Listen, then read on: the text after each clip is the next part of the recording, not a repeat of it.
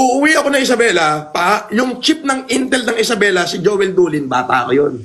Yung bagong regional director ng Region 2, kilala nila Maya Lea yun, kilala nila Salvi Balaoro yun. Siyempre, hindi pa naniniwala hanggat hindi niya na-experience. Kaya nga, ipa-experience ko sa kanya.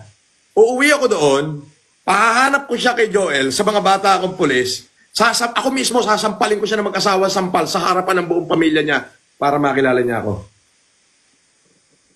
At pag umangil siya, puputokan ko siya. Yan. Ang naman ganun, sir.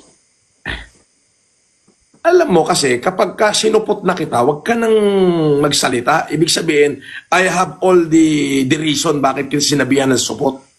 Ngayon, kung magsasalita ka ng pangit sa akin, ingungudgod kita sa harapan ng bahay mo, ganyan ako ka-abnormal. Hindi. Naku po. Unless wala ka sa Pilipinas, mag-basher ka sa akin. Okay, safe ka nun.